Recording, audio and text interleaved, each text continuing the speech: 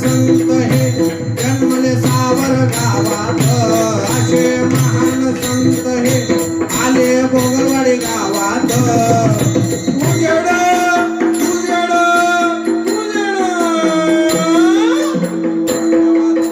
उजेड